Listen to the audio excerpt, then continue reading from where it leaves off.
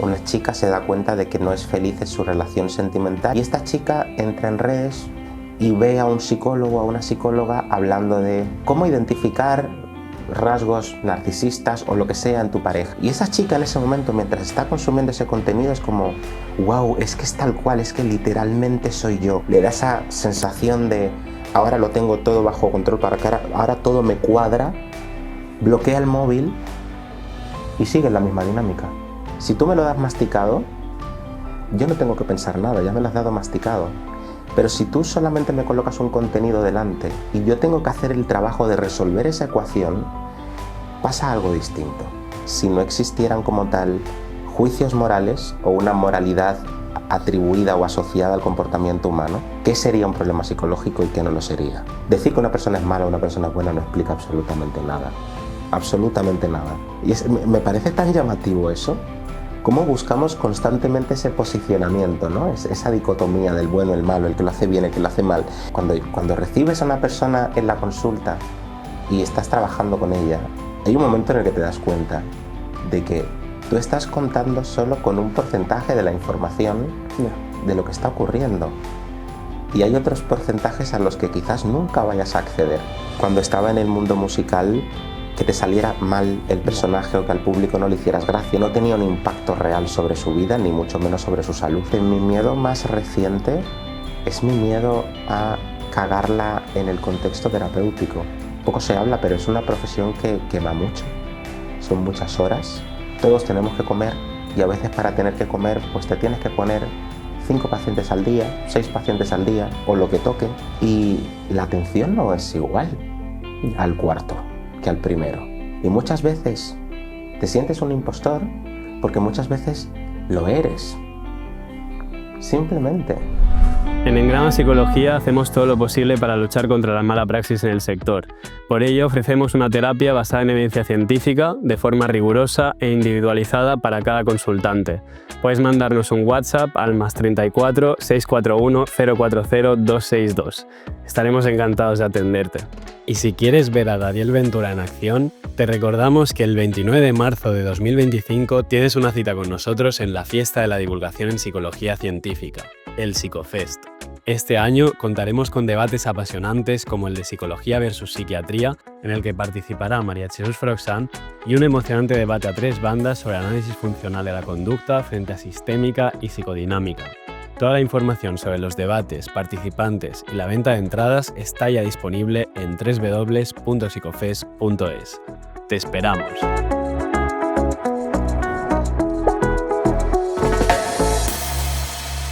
Arrancamos nuevo podcast, arrancamos nuevo formato. Bueno, un nuevo formato tampoco como tal, ya hemos grabado presencialmente en otras ocasiones, pero ahora sí que por lo menos estrenamos nuestra nueva sede donde habitualmente estaremos grabando los podcasts. Inauguramos todo esto con Dariel Ventura.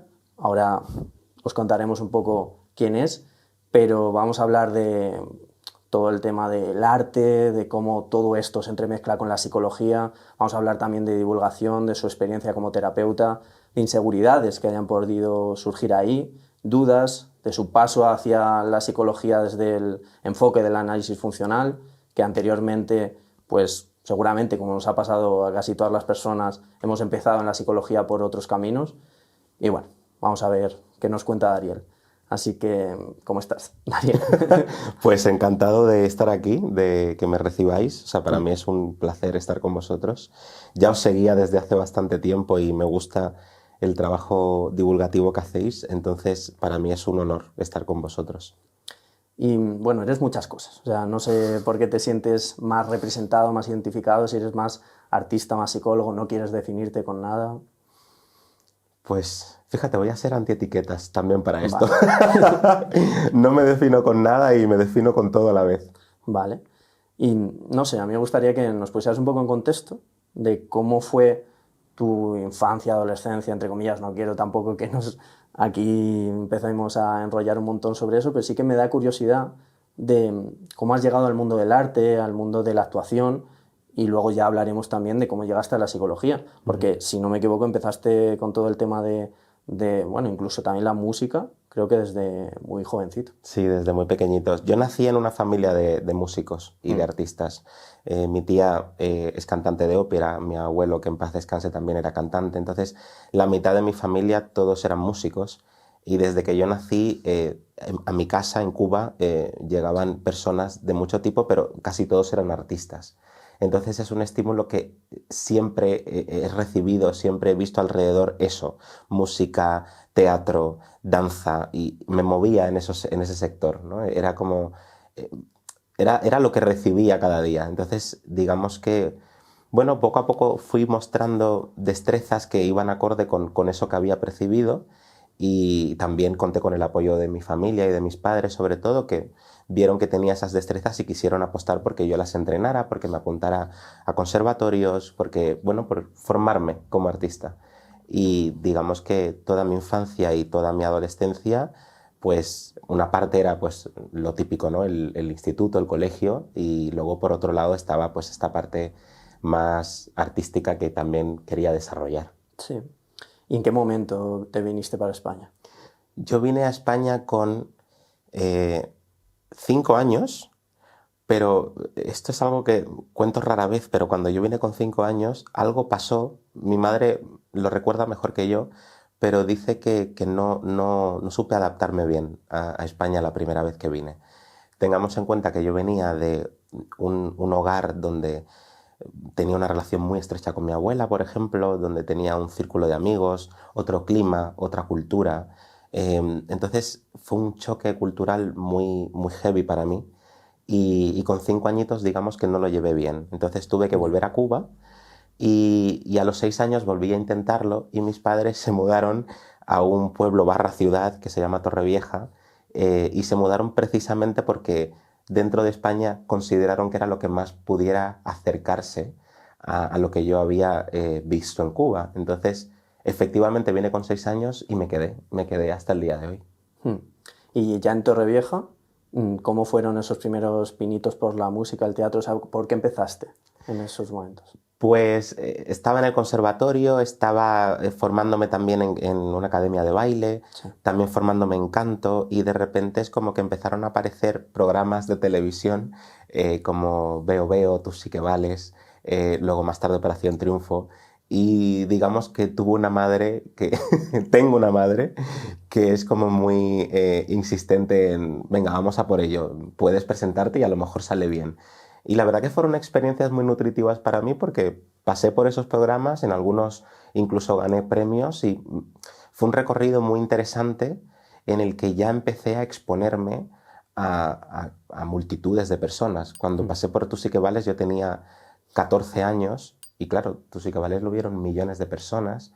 Y yo recuerdo salir de ese programa y volver al instituto como si no pasara nada, y que eso fuera una revolución. Sí. Entonces es como que ya desde adolescente ya me fui habituando a este tipo de fenómenos, que es un poco heavy, que un chaval de 14 años aparezca en Telecinco, pero sí, me fui habituando, y como que digamos que fue como la manera de empezar en ese mundillo.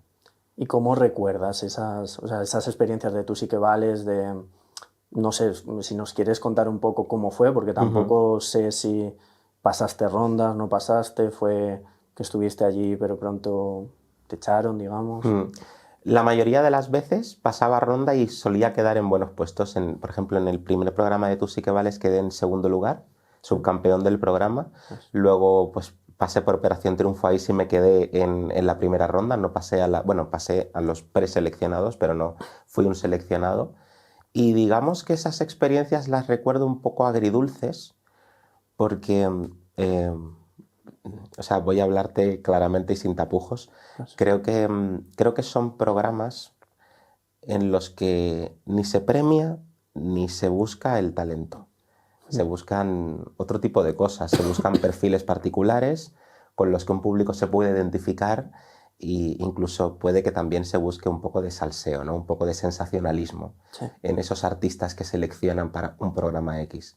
Entonces al principio yo me lo llevaba con mucho chasco, con mucho malestar, porque era como lo traducía en no soy suficiente, no valgo para esto, no tengo talento.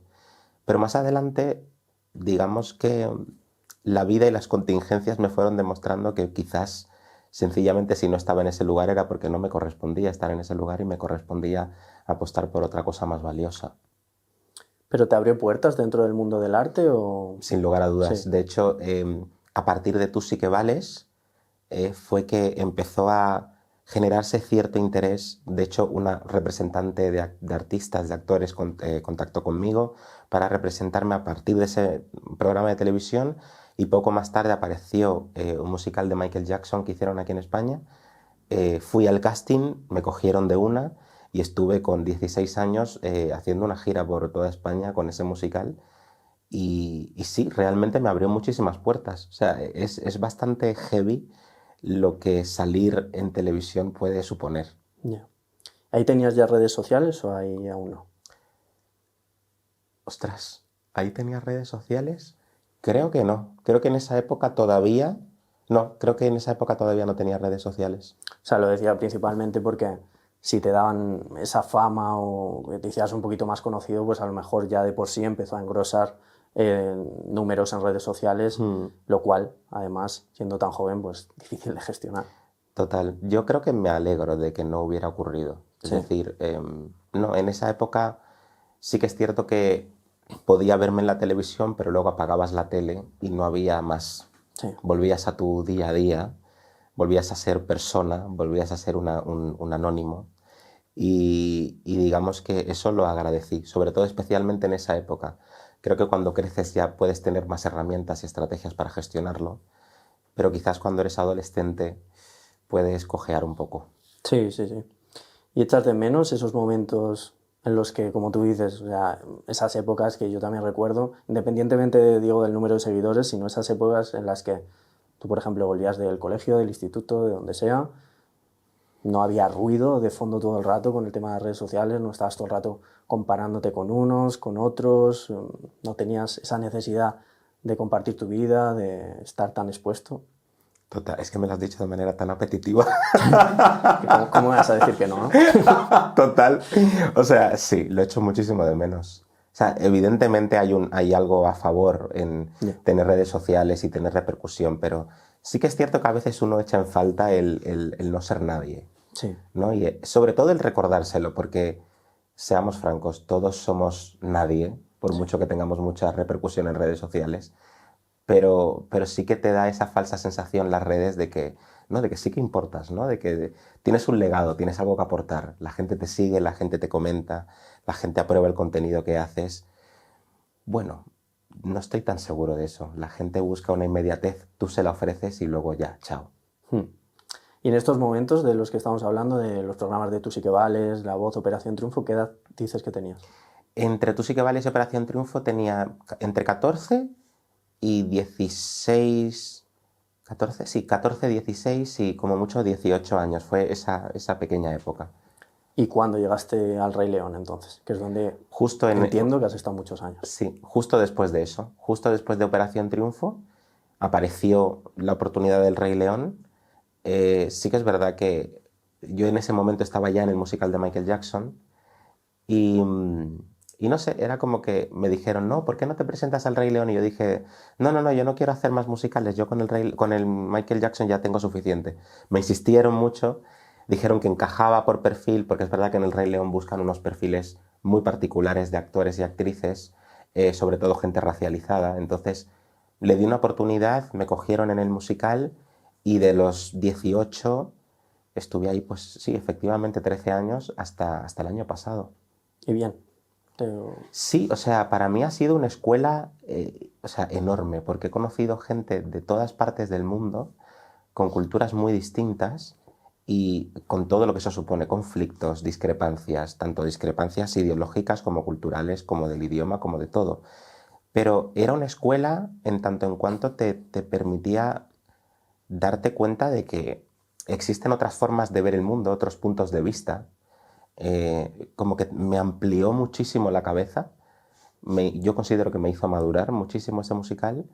Me hizo también tolerar dosis enormes de frustración, porque repetir un mismo espectáculo una y otra vez durante 13 años es agotador, es asfixiante en según qué momentos, pero aprendes a lidiar con ello.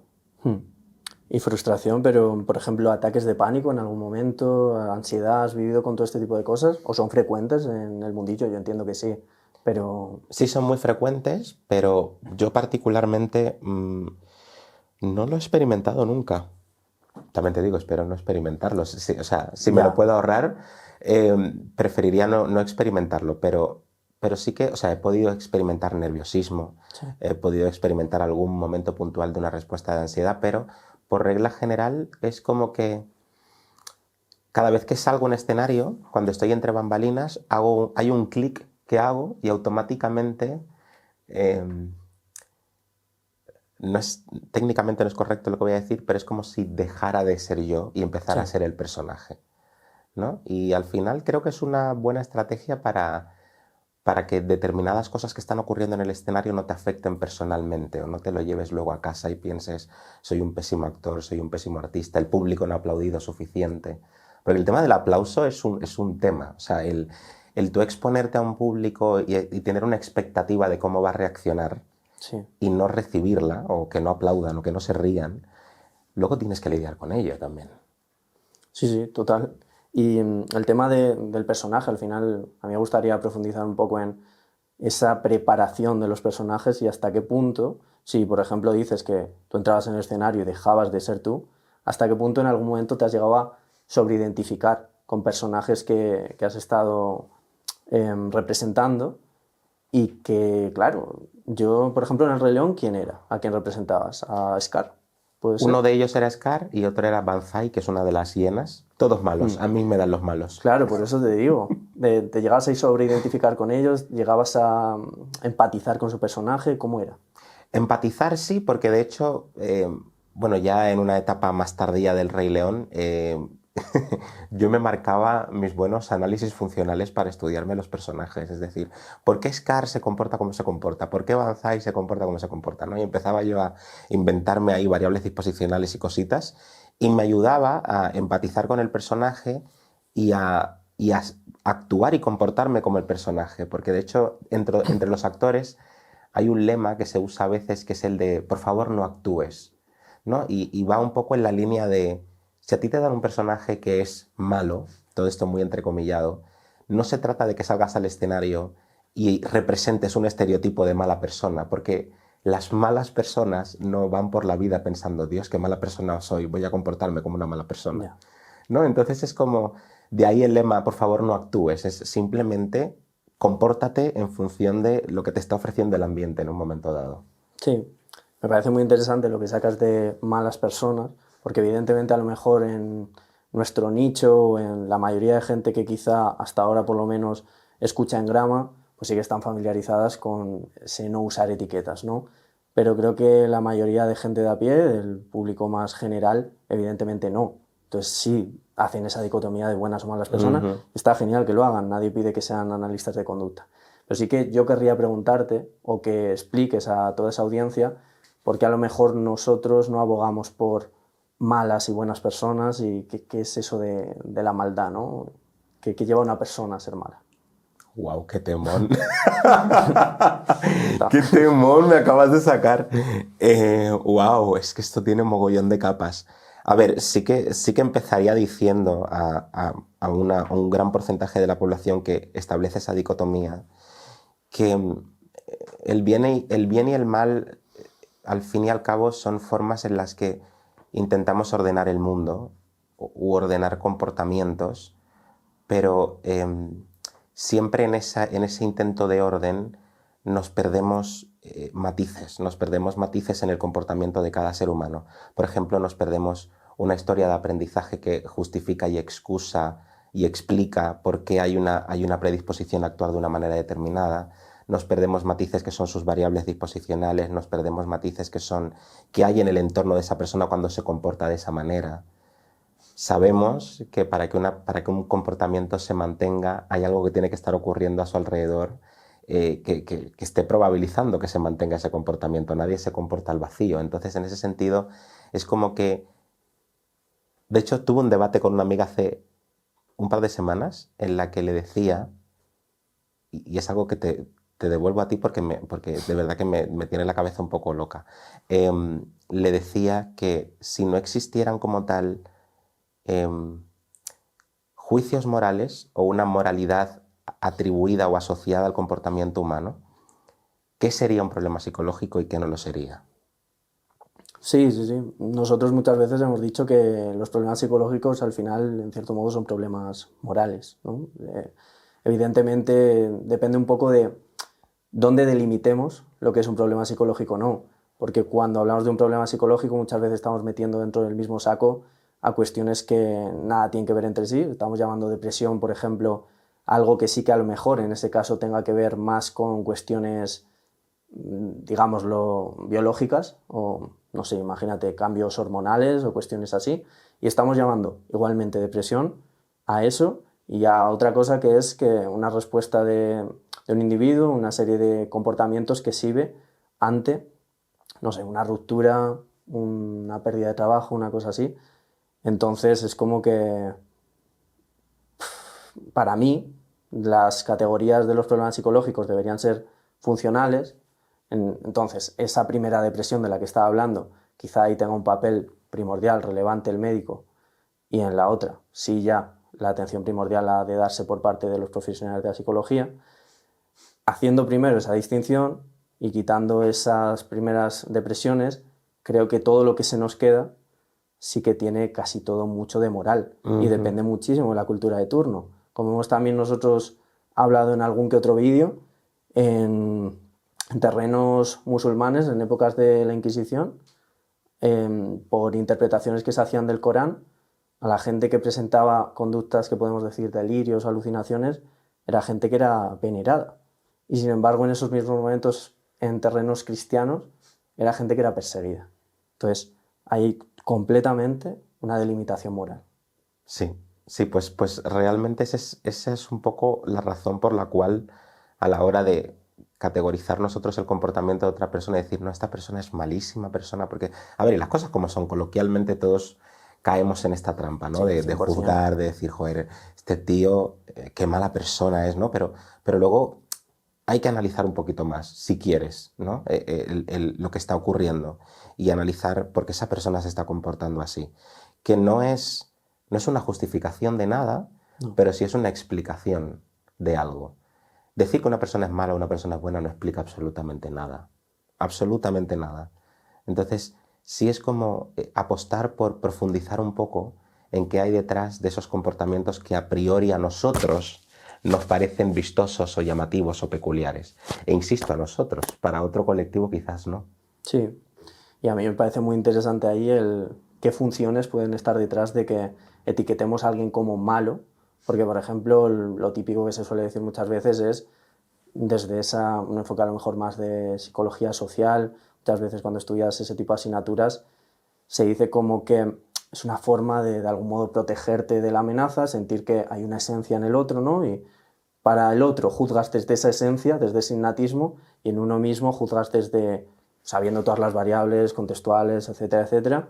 Entonces hay un juicio ahí ya de por sí injusto, pero te hace como protegerte de la amenaza de sentir que tú no puedes acabar como esa persona, tú no puedes llegar a ser así, ¿no? Esas son más interpretaciones que se dan desde esa psicología social. Pero yo te pregunto que qué funciones puede haber ahí, que se te ocurra a ti. Uf. Yo diría que una función es la evitación de la diversidad, la evitación de cualquier estímulo que aparentemente no guarde relación con lo que conozco, con lo que me es conocido, con aquello con lo que yo tengo control, ¿no? Es como no lo conozco, no tengo control sobre ello, me expone a un nivel de incertidumbre que desconozco y no me atrevo a esto, la etiqueta de eres una mala persona me ahorra el tener que hacer un trabajo de exposición y habituación a ese estímulo que me es desconocido, ¿no? Entonces es como yo me quedo en mi grupito, me quedo en mi comunidad y tú eres el que sobra, ¿no? Sí. Pero es como que al final es un poco como siempre, ¿no? Nos quedamos en el contenido de las cosas, pero no en la función que tienen. El contenido sí es una mala persona, fíjate, qué narcisista, qué histriónico, qué lo que sea.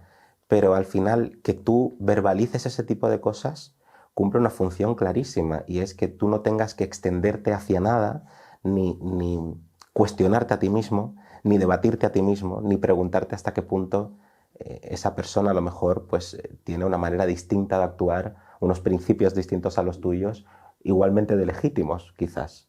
Sí, totalmente. Así que creo que esencialmente es una evitación, también una forma de establecer un orden o un control. Y puede que incluso, no sé, puede que incluso una forma de imponer, sí, de imponer imponer algo, imponer una creencia, imponer una forma de ver el mundo, imponer una cosmovisión, porque la mía es la válida, la tuya no, tú estás errado, lo mío es lo correcto, ¿no? Es un poco tirano, es un poco absolutista todo esto. Sí, me parece sí. Bueno, hemos llegado a todo esto porque estamos hablando del miedo escénico, luego hemos hablado de la sobreidentificación con algunos personajes, y yo ahí, con respecto a lo del miedo, porque sí que, no sé por qué, yo me esperaba que a lo mejor sí que en algún momento, ya no tengo un ataque de pánico, un ataque de ansiedad, pero que hubiera sufrido más ese miedo escénico, porque desde mi óptica, de estar totalmente ajeno a estos mundos, me pienso que es muy habitual, muy habitual, y bueno, aunque yo esté ajeno, yo he sentido ese miedo escénico en otros momentos. Entonces, te quería preguntar que qué le da miedo a Dariel Ventura Wow. ¿En el mundo del teatro o en general? en la vida. Pues fíjate, mi miedo más reciente es mi miedo a cagarla en el contexto terapéutico, ¿no? Porque al final, cuando estaba en el mundo musical, vale, sí, estaba representando un papel, pero que te saliera mal el personaje, o que no conectaras con el personaje, o que al público no le hicieras gracia, o no llorara, o no se emocionara, no tenía un impacto real sobre su vida, ni mucho menos sobre su salud. Sí. Sin embargo, ser psicólogo, y según qué intervención uses, sí la tiene. Entonces, ese es mi miedo actual, y es un miedo que a veces me paraliza. Tengo la extraña hipótesis de que es un miedo que me va a acompañar en el transcurso del tiempo que ejerza como terapeuta, la verdad. Y como siempre, también creo que cumple una función, o varias incluso.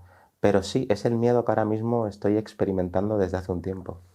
¿Cómo fue que escogieras esta profesión y además luego dentro de la psicología en concreto la terapia? Pues todo vino porque yo estaba trabajando en el Rey León un día, bueno, no fue un día de trabajo, pero yo estaba como corriendo, dando un paseo, y de repente me llamó mi tía y de la nada me dijo por teléfono: ¿por qué no estudias psicología? Y no me preguntes cómo, pero ella me dijo: ¿por qué no estudias psicología? Y ese mismo año ya me estaba matriculando en la carrera. Es como que esa llamada para mí significó algo, me promovió a llevar a cabo estas acciones. Entonces, digamos que entré en la universidad, recibí mucha información.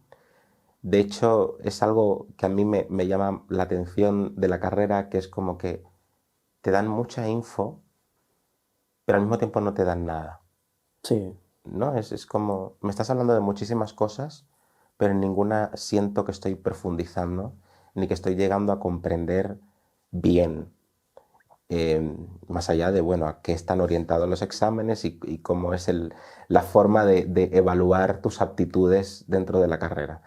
Pero sí que de repente recibí todo ese conglomerado de informaciones en las que era como, vale, pero ¿y cómo gestiono yo todo esto? Me hablaron de los distintos enfoques de psicología, los conocí absolutamente todos. Sí que es cierto que en la universidad en la que estaba, esa universidad estaba especialmente enfocada en logoterapia, Víctor Frank, la búsqueda de sentido.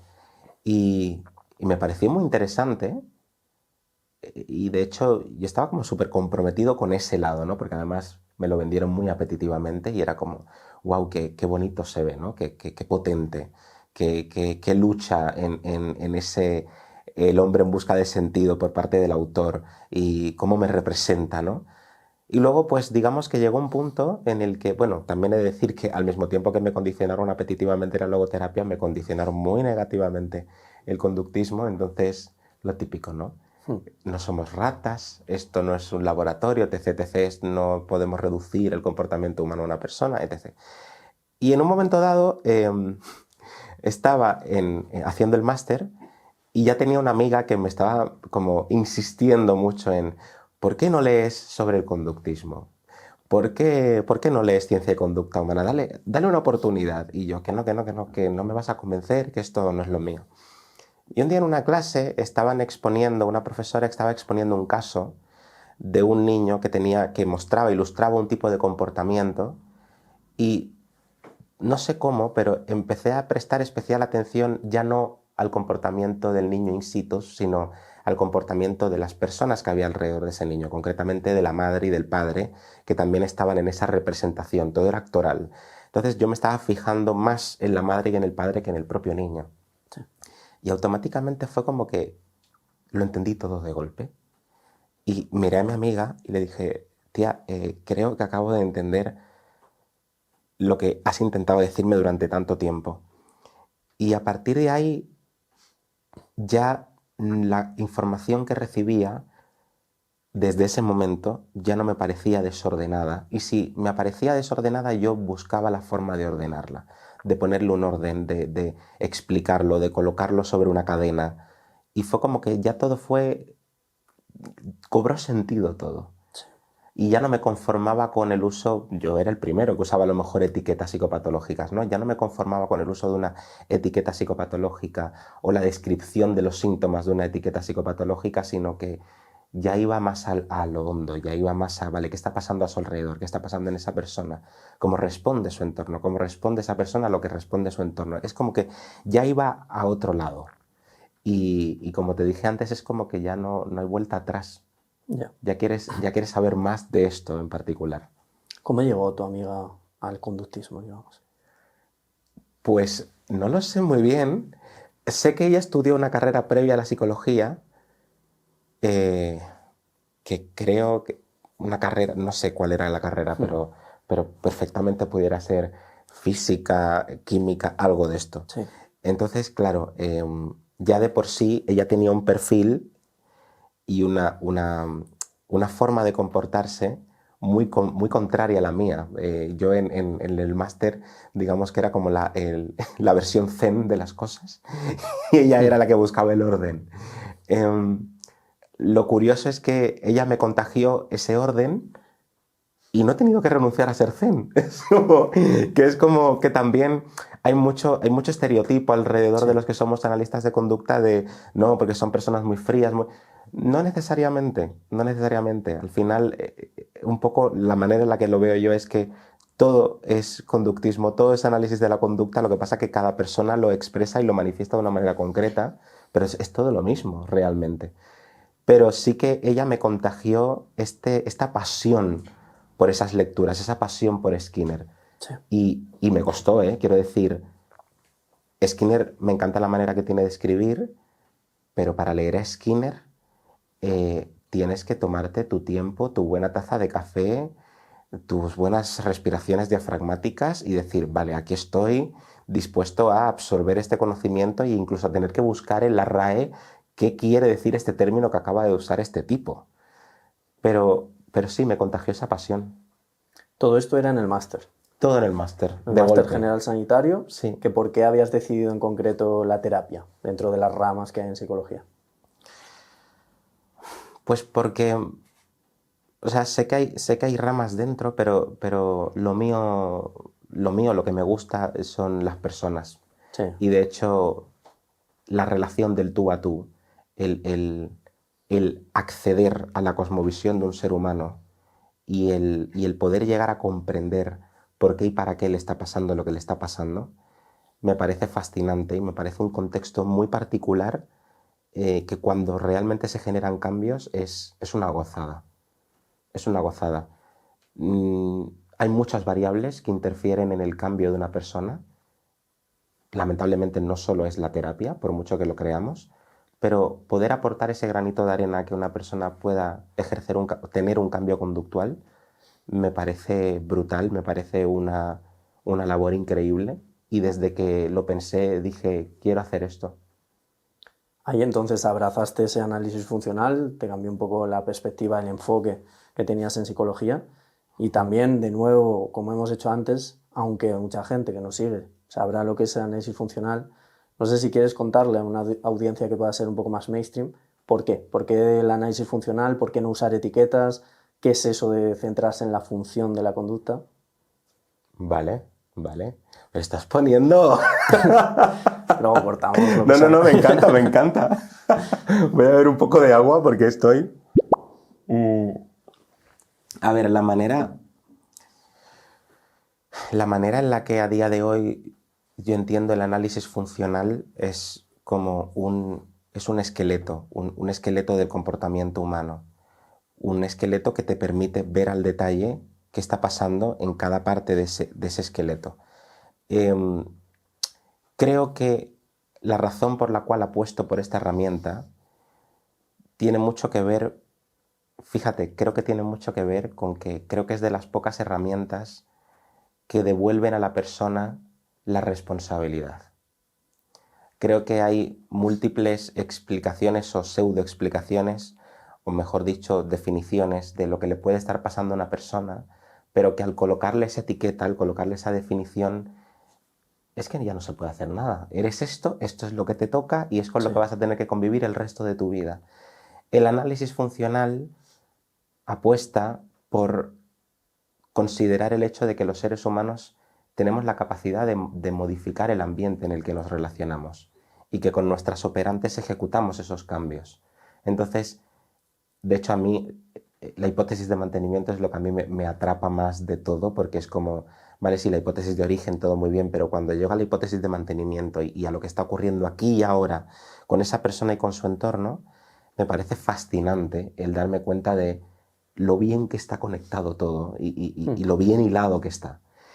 A una persona que no sepa absolutamente nada o poco del análisis funcional, le diría que si yo, porque esto me ha pasado, si yo durante una buena etapa de mi vida he tenido fobia a las mariposas, y digamos que o encuentro el origen en una experiencia que tuve en mi infancia en la que vi una mariposa bruja. En Cuba hay unas mariposas que son como polillas enormes que se pegan en la pared y se llaman mariposas bruja. Entonces yo era muy pequeño y recuerdo que a mí eso me impactó, me dio mucho miedo. Además estaba con mis amigos y mis amigos comenzaron a gritar, a patalear. Entonces para mí fue una experiencia tremendamente aversiva y a partir de entonces cada vez que veía un estímulo como una mariposa, del tamaño que fuera, yo huía o evitaba ese estímulo. Y hubo una época de mi vida en la que, digamos que para coger el metro en Madrid tenía que atravesar o un descampado o bien hacer un recorrido mucho más largo. Y un día iba por el descampado y pasaron por delante de mí 3 mariposas blancas de estas de campo de toda la vida y yo, pues evidentemente, una buena respuesta de activación, sudoración en las manos, taquicardias, la boca seca. Llegué al metro en 0, y lo interesante fue lo que ocurrió al día siguiente, y es que al día siguiente yo me prometí a mí mismo que como compromiso a mi salud física y a poder caminar y tomarme un tiempo de estar presente en la naturaleza, ver a mi alrededor, voy a coger el camino largo. Voy a ir hasta la universidad cogiendo el camino largo y no atravesando el descampado, que al final lo único que hace es acortarme el camino. Es interesante cómo todo este discurso tiene mucha lógica, mucha coherencia, pero también tiene una función, que es al final que yo evite el descampado, porque ya no me daba miedo solamente las maripositas, me daba miedo coger el descampado.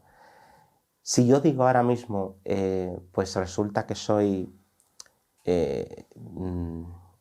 no sé, me lo invento, apego metamorfósico y por ende no puedo acercarme a las mariposas, ahí termina todo y no puedo hacer nada al respecto.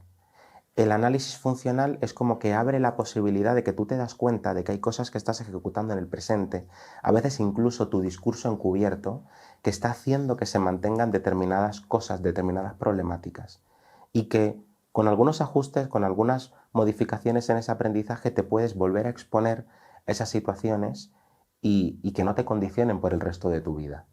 Entonces diría que dentro de que considero, y sé que tú también lo consideras, consideramos que no existe la libertad, la herramienta del análisis funcional es lo más cercano a brindarle a una persona una falsa sensación de libertad sobre su conducta. Sí, vamos, estoy de acuerdo. Sí que esto me recuerda un poco a una entrevista que te escuché, no sé exactamente en qué podcast, pero donde creo que no te estaban entrevistando profesionales de la psicología ni nada así. Entonces, cuando hablabas un poco de tu visión de los problemas psicológicos, uno de ellos te hizo un comentario como que, dada tu visión de los problemas psicológicos o dada la visión que hay también ahora mismo en la sociedad, según él, se acababa por echar muchos balones fuera, se acababa por culpar mucho al contexto. ¿Y cómo podemos limar con eso, ¿no? ¿Cómo podemos lidiar? Porque realmente nosotros estamos diciendo un poco eso, ¿no? Que la culpa es del contexto, culpa. Ya sé que justo ahí decías tú que no te gusta la palabra culpa, a mí tampoco, evidentemente, pero ¿de dónde vienen esos problemas psicológicos? Bien originados por un contexto, por una interacción con el mismo, pero al mismo tiempo, claro, tu problema psicológico no es culpa de tu abuela, por ejemplo. No puedes hacer eso. Ella también está sujeta Exacto. a unas leyes de aprendizaje. Exacto. Sí, yo diría que muchas veces cuando esta persona me dijo, no, que al final entonces lo que estás diciendo es que los balones fuera y la culpa la tiene el contexto. No, lo que estoy diciendo es que tú también eres contexto. Sí. Lo que estoy diciendo es que tanto es contexto lo que hay a tu alrededor como lo eres tú para ese contexto y que hay un grado, no sumo, no absoluto, pero hay un grado de responsabilidad y un grado de responsabilidad sobre tu comportamiento que puede generar un cambio en ti y también puede generar un cambio en otros. Sí, efectivamente, la culpa es un término que rehuyo por completo, sobre todo porque al final está muy acuñado a una ideología concreta. Es un término que viene de una ideología concreta y que luego en el análisis funcional me he encontrado muchas veces cómo la culpa es un mantenedor más de determinadas problemáticas. Lejos de extinguirlas, las mantiene. Entonces, vamos a recapitular. Estábamos en el máster, conoces el análisis funcional. Ya hemos explicado un poco qué es el análisis funcional. ¿En qué momento empiezas a ejercer como terapeuta? Pues inmediatamente, o sea, al poco de terminar el máster, yo estaba todavía en el Rey León y de repente pues me vino una oferta laboral con Implica que la verdad no quise rechazar porque creía y creo que era una gran oportunidad para poner todos esos aprendizajes hasta entonces teóricos en la práctica, ¿no? Y ver cómo eso se puede reflejar en la terapia. Entonces me apareció esa oportunidad, la cogí al vuelo y nada más entrar, de hecho en los primeros meses compaginaba los dos mundos. Compaginaba teatro por las noches y terapia por la mañana, mediodía. Y era como un poco caos para mí, porque de repente entró una afluencia de pacientes, o sea, de personas interesadas en trabajar conmigo y yo también tener que gestionar muchas cosas, entre ellas las expectativas que tiene la gente Eso te iba a preguntar. sobre mí, ¿no? Es como, me he encontrado con muchos perfiles que tienen la expectativa de que yo en una sesión, en 2 sesiones, en 3 sesiones, te voy a quitar el problema y chao pescado. Y no, la terapia no es eso. Y he tenido que lidiar tanto con las expectativas de los otros como también con las mías propias. Porque debo reconocer que a mí, en mi experiencia particular, tanto el grado como el máster me han creado unas expectativas que considero bastante desajustadas a lo que luego ocurre realmente. La terapia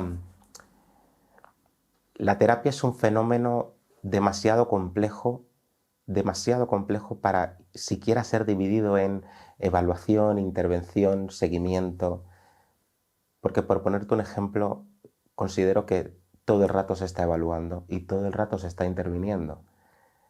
Un silencio puede ser intervención.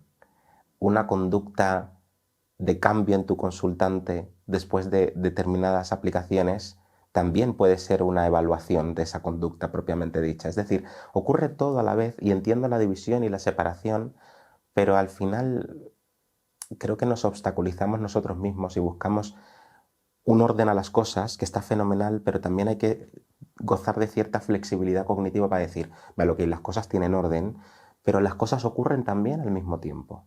Sí. Sí, y eso a mí me costó lo suyo.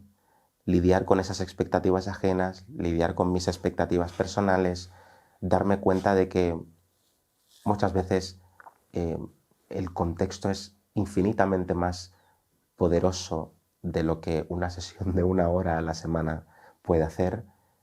Y esa es, al final te reconcilias un poco con la humildad, un poco, ¿no? Y el decir, simplemente soy una pieza más en esta persona, en la vida de esta persona, le acompañaré y le daré un poco una orientación y un mapa de por qué está pasando esto. Y en el mejor de los casos sí habrá cambios conductuales, pero habrá casos en los que habrá abandonos terapéuticos. He tenido abandonos terapéuticos, he tenido quejas, he tenido personas que han considerado que soy un pésimo terapeuta y he tenido que lidiar con todo eso. Sí. ¿Y cómo lo has hecho? Pues, ¿cómo lo he hecho? O Pues sea, ¿lo has hecho tú solo? ¿Has necesitado de apoyo externo, psicológico? ¿Has contado con apoyo más de vínculos cercanos? ¿Es algo que has rumiado mucho tiempo? ¿O es algo que han sido más pensamientos que, bueno, evidentemente te generan malestar, pero que relativamente rápido se han ido? Pues muchas veces ha sido rumia lo que he vivenciado, pero además una rumia tremendamente aversiva y catastrófica de los acontecimientos y anticipatoria de ya verás cómo todo esto va a repercutir, en fin, todo Sí. eso.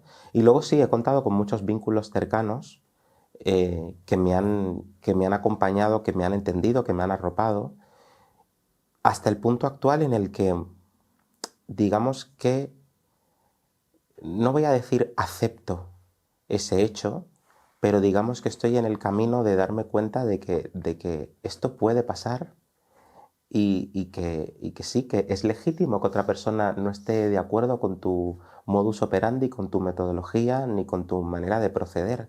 Al final la terapia es una relación, ¿no? Y es como tú puedes ponerlo todo sobre la mesa y de verdad comprometerte con esa persona que tienes enfrente, pero quiero decir, también en esa relación la otra persona tiene que poner de su parte. Sí. La otra persona tiene que ser consciente de que sigue siendo la responsable de su comportamiento. Y si yo te mando autorregistros las 3 primeras semanas y me haces uno en esas 3, pues hay una limitación dentro de la terapia. Sí. Sí, tampoco vas a poder controlar tanto su conducta como para llegar a eso. Porque evidentemente alguien te dirá, bueno, si su conducta está determinada, si hay unas leyes, trata de modificar eso, ¿no? Y motivar a que haga esos autorregistros. Pero estás en un contexto muy reducido, muy limitado y evidentemente no puedes revertir toda esa historia de aprendizaje que Tal cual. hay detrás. Entonces, ¿las redes han hecho que tengas más inseguridades con respecto a la terapia? Bueno, no lo puedes saber realmente como tal, porque ya has ejercido teniendo las redes. ¿Pero tú qué crees? Yo creo que sí. Yo creo que las redes me han cuestionado más. De hecho, a mí me hace mucha gracia a veces ver mi trayectoria en contenidos dentro de las redes, porque yo en las redes empecé muy fuerte, no sé cómo decirlo, sentenciaba mucho en redes sociales al principio y era tremendamente, o sea, me mojaba del todo en las redes con esos maquillajes tan histriónicos, todas esas cosas eran como muy sentenciantes, ¿no? Y de repente ocurre que yo veo ahora mismo mis redes, veo la trayectoria que han tenido y actualmente el contenido por el que apuesto es un contenido en el que yo no te doy las respuestas a lo que está ocurriendo en esa imagen que estás viendo. Yo te doy una escena. Sí. Y en esa escena ocurren cosas. Y la labor de analizar esa escena es tuya. Porque me he dado cuenta, al menos es como me funciona a mí, sé que hay divulgadores de mucho tipo y todo me parece completamente válido. Pero bajo mi punto de vista, hay un exceso de divulgación orientada a ¿por qué tu pareja no sé qué, no sé cuántos? Haz esto y verás como no sé qué, no sé cuántos. Sí. Las 3 normas de... Y es como muy es dar instrucciones a la gente y entiendo que se parte del presupuesto de que la gente no piensa o que la gente es tonta o que la gente no... No, la gente piensa, la gente le da vueltas a las cosas, la gente reflexiona.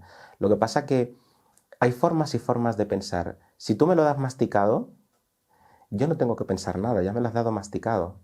Pero si tú solamente me colocas un contenido delante y yo tengo que hacer el trabajo de resolver esa ecuación, pasa algo distinto.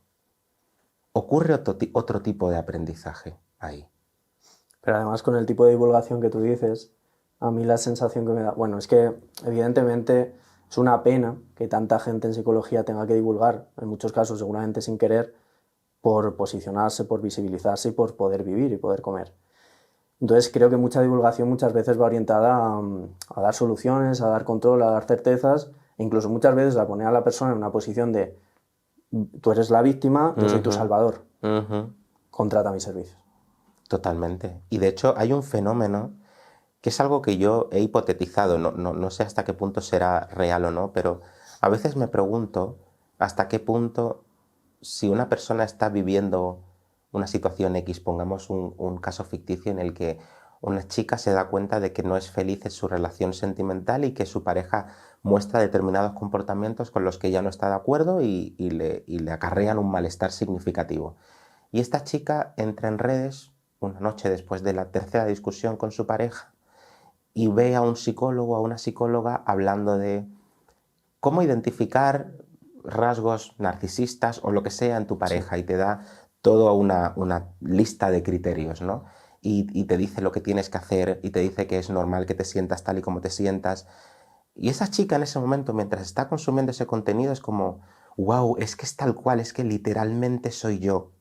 Lo ve, se lo come, lo absorbe, le da esa sensación de ahora lo tengo todo bajo control, para que ahora todo me cuadra, bloquea el móvil y sigue la misma dinámica.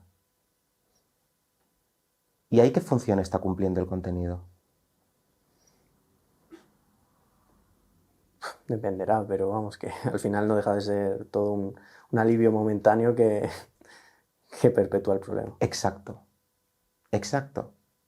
Entonces es como que cuando lo das tan masticado, la gente se lo va a comer y va a seguir en las mismas dinámicas.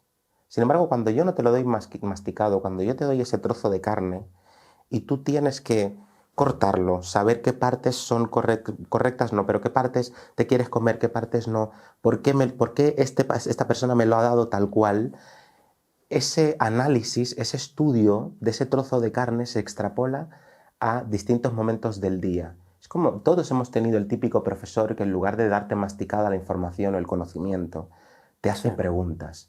Y te hace preguntas que te mueven tanto, que te llevan hasta tu casa y le dices a tus padres, oye, el profe me ha dicho esto y tengo esta duda existencial de cuál será la respuesta. Eso sí que es un cambio. Eso sí que moviliza hacia algo.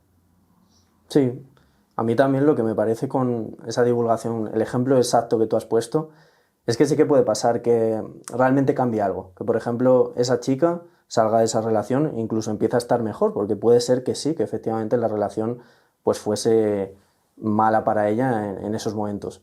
Pero claro, también ahí lo que puede pasar es que ella encuentre unas respuestas demasiado simplistas y que por la otra parte además, imagínate, le va a su pareja y le dice, bueno, le empieza a decir, pues es que he encontrado esto y es que eres un narcisista, eres un no sé qué, eres un no sé cuánto. Volvemos al tema de las etiquetas. Esa persona, si no tiene demasiado juicio crítico o demasiada capacidad de análisis o, bueno, es que no tiene por qué estar metida en estos mundillos y esto está demasiado extendido, se va a asumir como narcisista, se va a quedar con esa etiqueta y va a ser aún peor. Probablemente haga más probable que en futuras relaciones se siga comportando igual, en vez de revisarse un poco esos comportamientos, en vez de entender por qué hace lo que hace y por qué le ha llevado a que le acaben dejando. Totalmente. O sea, es un poco el riesgo del contenido inmediato, ¿no? Y de hecho, o sea, ya te digo, o sea, yo creo que he cometido seguramente todos los errores que como divulgador pudiera cometer. Empezando, bueno, yo cuando me dijeron que yo era divulgador, yo ni siquiera sabía que era divulgador. Esto me lo dijeron en las prácticas de Implica. Una profesora que me dio un seminario de divulgación me dijo, bueno, hoy tenemos seminario de divulgación. Dariel, cuéntanos qué es la divulgación. Y yo, ¿cómo que os cuente qué es la divulgación? Sí, porque tú es lo que tú haces. Yo en ese momento no sabía que yo lo que estaba haciendo era divulgación. Yo simplemente era como que quiero subir este contenido, quiero subir esto porque creo que es un tema interesante. Y a partir de ahí es como que me informé un poquito más. Cometo y seguiré cometiendo muchísimos errores, pero sí que procuro cada vez mojarme menos en cuanto a eso, en cuanto a dártelo demasiado masticado, en cuanto a sentenciar algo, en cuanto a usar una etiqueta psicopatológica. De hecho, en la actualidad el contenido que hago son casos, son escenas. Chimpún. ¿Te identificas con la escena? Ok, analízala, fenomenal, pero no hay manera de que tú puedas llegar a la conclusión de «Buah, es que soy el episodio 5 de Dariel Bent...». Es como, bueno, y si lo haces, es como, ok, pero analiza qué está pasando en ese episodio 5, ¿no? Sí. Pero además a mí me da la impresión, independientemente de que sean escenas que están dramatizadas, que están actuadas, que cuentan con profesionales, en la mayoría de los casos, entiendo, pero es que son escenas muy reales, ¿no? Eso es lo que me gusta muchas veces, que es la vida real. Y que hay veces que, no sé, te metes en las redes sociales, lees según qué tipo de divulgación. Esto tampoco es un ataque a toda la divulgación y decir que la nuestra es la válida, porque tampoco. Nosotros constantemente también la pifiamos. Pero muchas veces sí que lees casos, situaciones demasiado artificiales, donde una parte es buena y otra es mala, donde todo está demasiado claro, donde hay respuestas muy sencillas, como tú decías, y en lo tuyo muchas veces ni siquiera queda claro quién es el protagonista, quién es el antagonista, si es que lo tiene que haber. Total. Y no sé, escenas muy cotidianas donde te puedes sentir muy identificado. ¿Sabes cuál es una de las preguntas o de los comentarios que más recibo en TikTok cuando subo a lo mejor un contenido? Vale, pero ¿quién lo está haciendo mal? Ya, claro. Sí. Y me parece tan llamativo eso. Cómo buscamos constantemente ese posicionamiento, ¿no? Esa dicotomía del bueno, el malo, el que lo hace bien, el que lo hace mal, el que se comporta de manera correcta, el que se comporta de manera incorrecta. Y realmente casi todo por lo que apuesto son interacciones, para que tú te des cuenta de que todo es un toma-daca, todo, o sea, todo está conectado con todo. Es imposible dividir y decir, disgregar y decir, esto es lo malo. No es posible. Tienes que analizar la escena en su conjunto. Y eso, al fin y al cabo, también es la terapia. El darte cuenta de que, de hecho, esto fue uno de los dilemas también con los que tuve que lidiar. Cuando recibes a una persona en la consulta y estás trabajando con ella, hay un momento en el que te das cuenta de que tú estás contando solo con un porcentaje de la información de lo que está ocurriendo. Y hay otros porcentajes a los que quizás nunca vayas a acceder. Y sí, tienes que darle credibilidad a lo que te está contando esa persona, pero al mismo tiempo tienes que dejar un espacio, un margen a, ok, pero hay partes de esta historia que yo no conozco. Sí. Y además que muchas veces pues es muy difícil, ¿no? Entiendo yo no me dedico a la terapia, pero entiendo que es muy difícil dirimir entre toda esa narrativa que se cuenta a la persona y que además muchas veces se cuenta una narrativa sobre por qué sucede algo, por qué hace algo que no tiene nada que ver con la función que hay detrás. Y cómo tú trasladas luego todo eso, ¿no? Cómo intentas, cuando te das cuenta de que una persona se está contando a lo mejor un relato que cuando tú has hecho el análisis funcional nada tiene que ver con la realidad, ¿cómo lo devuelves? Pues muchas veces lo que hago es devolvérselo tal cual. Le digo, tu relato no se corresponde en absoluto con esto que estamos viendo aquí. Y también me gustaría pararme aquí y analizarlo contigo. ¿Por qué tienes esta narrativa? ¿O para qué tienes esta narrativa? ¿Para qué durante tanto tiempo te has estado contando esto? ¿No? Es un poco incidir en, esto es una CCR, hablemos de esto, ¿no? Y hay veces que la persona lo va a recibir bien. También hay que hacerlo con contacto, porque o sea, no se puede ser demasiado, bajo mi punto de vista, no se puede ser demasiado agresivo en el contexto terapéutico, porque al final la persona, muchas veces las cosas que te cuenta no se corresponden, pero ni siquiera esa persona está del todo segura de que lo que está diciendo es real o no es real. Hay un berenjenal ahí. Y la terapia muchas veces consiste en eso también, en tirar del hilo y que esa persona vaya dándose cuenta de que hay ciertas incongruencias en su discurso que se pudieran solventar. Pero hay que tener paciencia, hay que tener mucha flexibilidad por mi parte dentro de ese contexto, porque en mis primeros meses yo considero que era un poco bastante no tirano, pero tenía que encajar en lo que yo estaba viendo y en la hipótesis que yo estaba viendo. Y es como, y seguramente puede encajar, pero para que encaje tiene que pasar un tiempo y tienen que ocurrir cosas. Y esa persona tiene que confiar un poquito más en ti y la alianza se tiene que reforzar un poquito más. ¿Qué otras inseguridades te iban naciendo poco a poco a medida que ibas ejerciendo en la terapia? Pues tenía una inseguridad intelectual, por ejemplo, en el sentido de gozo de los suficientes conocimientos como para poder trabajar con este caso, como para poder resolver su motivo de consulta. Esa es una problemática que de vez en cuando, un miedo que de vez en cuando aparece. Y también creo que tiene sentido porque yo no, o sea, todavía no he conocido a ningún eh, erudito dentro de la psicología que en el 100% de los casos, con todos sus pacientes, den el clavo y lo logre. No lo he conocido, a lo mejor existe, pero yo no lo he conocido. Entonces, ese es un miedo que también tengo y también, por supuesto, tengo el miedo de que en algún momento me vaya a desencantar mi profesión, ¿no? Porque poco se habla, pero es una profesión que quema mucho. Son muchas horas, no solamente las horas, no solamente la hora con ese consultante, sino el antes y el después, el cómo preparas esa sesión, la historia clínica, cómo actualizas el análisis funcional conforme van pasando las sesiones. O sea, es mucha labor, es mucho trabajo, es muy exhausto. Y, y eso a veces interfiere inevitablemente en que luego vayas a sesión y no estés del todo ahí. Además, vivimos en un mundo en el que todos tenemos que comer y a veces para tener que comer, pues te tienes que poner 5 pacientes al día, 6 pacientes al día, 7 pacientes al día o lo que toque y la atención no es igual al cuarto que al primero y tu capacidad de análisis tampoco. Entonces, es un trabajo arduo, es un trabajo en el que te llevas muchas veces alguna que otra decepción. eh, y también eso es algo que hoy lo hablaba con mi madre. Me hubiera encantado que en la carrera me hubieran preparado para estos escenarios.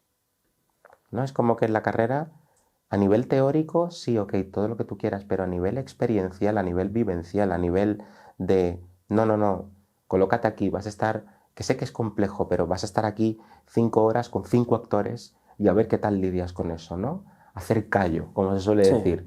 Y luego sales al mundo completamente desnudo, completamente vulnerable y te metes en un sector en el que trabajas con la salud mental de las personas y muchas veces te sientes un impostor porque muchas veces lo eres. Simplemente. Sí. Si te preguntaran ahora, tú deberías dentro de, no sé, 20 años o 15 años, por ejemplo, en el mundo de la terapia, o crees que habrás ido hacia otros derroteros? Ostras. Fíjate, yo creo que sí, pero creo que lo compaginaría con un ámbito más artístico y no sé por qué, a lo mejor me equivoco por completo y no va por ahí los tiros, pero sí que me encantaría en algún momento compaginarlo con la docencia. Porque he tenido como muy breves experiencias y me encanta. Pero además me encanta en un formato, es verdad que me considero privilegiado porque las pocas oportunidades que he tenido de interactuar con un alumnado que está estudiando psicología han sido interacciones en las que yo he exigido a esas instituciones que lo que voy a dar no es una conferencia, no es un seminario, no es pasar de diapositiva, es un debate. Y lo que yo hago es hablar con esos alumnos, con esas alumnas y debatir. ¿Qué opinas tú de esto? ¿Y por qué? ¿Por qué esa respuesta y no otra? ¿No? Y que se queden con más dudas que respuestas, como suelo decir. Eso me parece tremendo, o sea, me parece un aliciente tremendo y me encantaría poder colaborar en un tipo de enseñanza que fuese así. No, desde luego pinta muy distinto, ¿no? Muy chulo, muy guay. Volviendo un poco al tema redes, que es por eso por lo que hemos llegado a lo de la terapia, ¿cuándo fue el boom? O sea, ¿creciste en TikTok, en Instagram? ¿Dónde fue tu boom? ¿A raíz de qué? ¿Fue todo muy de golpe o fue un poco más paulatino? Fue bastante de golpe y fue por un vídeo.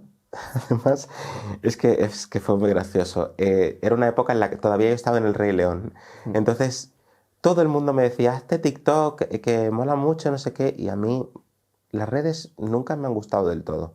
Pero hubo un momento en el que sí me las descargué y empecé a subir poemas. O sea, yo al principio lo que subía era poemas que yo escribía. Hubo un poema en particular en el que yo me estaba maquillando de hiena en el camerino y dije, mira, no voy a esperar a tener el maquillaje completo ni a quitarme el maquillaje. Voy a grabar el poema mientras me estoy maquillando. Y lo hice. Sí que es verdad que el poema es un poquito heavy, pero hablé a cámara mientras me estaba maquillando. Y eso generó como muchísimo impacto y mucho engagement en TikTok, como que mucha gente se enganchó por el factor sorpresa de añadir maquillaje y ver cómo la cara se iba pintando de un color determinado. Entonces ahí yo me di cuenta de, wow, a lo mejor aquí se puede fusionar algo, ¿no? Y empecé a probar con el maquillaje y ya era día sí día también, que vídeo que publicaba maquillándome o maquillado ya por completo, vídeo que se viralizaba y era como, esto es muy heavy. Y hubo un momento, porque además esto es una cosa que a mí me pasa mucho, yo no puedo, me cuesta mucho ser sistemático con algo en concreto, es decir, es como que hubo mi época de maquillaje, pero llega un momento en el que es como, ya no puedo seguir con maquillaje, tiene que haber un factor nuevo aquí, tiene que haber una variable nueva. Entonces pasé de maquillaje a invitar actores, de invitar actores a hacer momentos en terapia en los que yo me hablo a mí mismo, pero colocándome entre dos personajes. O sea, como que todo el formato constantemente está evolucionando hacia algo. Pero sí, el boom fue como muy de repente, yo no me lo esperaba para nada, y lo que me sorprende es cómo esa comunidad se ha mantenido fiel a este tipo de contenido, cómo lo apoyan. Evidentemente tendré y tengo mi grupo de haters, que no sé por qué, pero es bajito, pero lo tengo. Y alguna que otra vez sí que me dieron algún que otro dolor de cabeza, alguno de ellos, por algún tipo de contenido, por algún tipo de mensaje que me dejaron. Pero sí que me sorprende que haya una comunidad tan comprometida con el contenido que hago, porque no voy a mentir, es un contenido al que le dedico horas. No solamente a la hora de grabarlo, sino por el propio guión. Me estudio cada palabra de lo que voy a publicar, porque creo que cada palabra tiene un efecto y tiene un sentido, o al menos tiene que tenerlo. Entonces fue en TikTok, con 0 seguidores, o bueno, imagino que tendrías una cuenta muy chiquitina, ¿no? Y de golpe, el boom. De golpe el boom. ¿Y luego Instagram lo tenías ahí o Instagram no? Instagram lo tenía, lo que pasa es que pegó el boom en TikTok, en Instagram yo seguía siendo anónimo, vamos a decirlo así, y de repente lo que ocurrió fue que también hubo un boom en Instagram y fue como, ¿qué está pasando? O sea, era como que yo en mi cabeza como, vale, ya, ok, TikTok va a ser específicamente para esto y mi Instagram va a poder seguir siendo lo de siempre. Sí. Pues no pasó. También en Instagram hubo un boom, entonces es como que de repente dije, se me duplica el trabajo, voy a tener que dividirme un poco. Pero es muy gracioso, realmente. Y de hecho, una colega, psicóloga, me hizo un análisis funcional de por qué yo hago lo que hago en redes. Y en cierto modo me dijo, tiene sentido que si has estado durante tantos años subido a un escenario y de repente dejas de estar en un escenario y a lo que te dedicas es atender a personas de uno en uno y en un espacio cerrado, tiene sentido que tu manera de mantener esa adrenalina sea a partir de subir un vídeo a una red social que lo pueden ver miles o millones de personas, porque sigue siendo una forma de escenario, sigue siendo una performance. Sí, total. ¿Cómo gestionaste ese boom? Porque no sé si desde el principio a lo mejor tú salías a la calle y ya te reconocía alguien, o fue cuándo ocurrió eso y cómo ha sido. Yo no me daba cuenta de que había un boom, o sea, me daba cuenta de los números, pero no me daba cuenta de la repercusión real que pudiera tener, porque al final siempre he vivido en una zona de Madrid un poco distanciada del centro y rara vez bajo al centro, salvo pues contadas ocasiones que quedo con mis amigos. Y en esas contadas ocasiones que bajo a ver a mis amigos, de repente me subo al metro y me doy cuenta de que a lo mejor 15 personas en el vagón del metro me están mirando. O me bajo del metro y empiezo a andar y otras 15 personas se detienen a hacerse una foto conmigo, a darme las gracias por el contenido que estoy haciendo. Y para mí fue como, ¿qué está pasando? O sea, yo no sé por qué, pero bueno, sí sé por qué. Al final tú ves 2M, 2 millones y tú dices, ah, vale, ok, 2 millones de visualizaciones. Pero nosotros no podemos imaginarnos lo que 2 millones de personas son. Total. O sea, no podemos hacer eso. Entonces, de repente, claro, sales a la calle y te das cuenta de que la gente se acerca a ti y empiezas a darte cuenta de que, claro, tiene sentido. O sea, si estás haciendo un contenido que tiene tanto impacto, que lo ve tanta gente, tiene sentido que la gente te reconozca por la calle. Además, pues tengo unas características, quiero decir, creo que físicamente no paso tan desapercibido. Es decir, tengo unas características fisiológicas muy determinadas que hacen que la gente diga, vale, este tío es, confirmamos, el psicólogo de TikTok, ¿no? Y sí, me paraban y al principio era como que no lo entendía muy bien. Hubo momentos muy concretos en los que sí pudiera experimentar cierta aversión porque, claro, a lo mejor invadían tu espacio personal en momentos en los que tú estabas en otra, o estabas con tu amigo, o estabas escuchando una canción chill out y de repente aparece una persona y te interrumpe. Pero lo que nunca me ha pasado es que llegue a enfadarme o cabrearme por eso. Para nada. O sea, al contrario, es como que por muchas veces que me paren en la calle, esas muchas veces me detengo y esas muchas veces tengo una conversación breve con esa persona porque valoro el tiempo que dedique esa persona a consumir ese contenido y lo que más me flipa es que muchos son adolescentes. Son chavales y chavalas de 13, 12, 14 años que es como me siento muy bien de que puedan consumir, dentro de todo lo que consuman, puedan consumir algo que de vez en cuando le deje alguna pregunta. Sí. ¿Te acuerdas de la primera vez que te pararon? La primera vez que me pararon... Vale, sí. Estaba en el metro, estaba en el vagón y había una señora, no sé, una señora bastante mayor y estaba sentada en un asiento y me miraba. Y estaba como en la barra de pie. Y ella me miraba y sonreía. Y yo decía, bueno, pues le habré caído en gracia, no sé, le pareceré guapo, yo qué sé.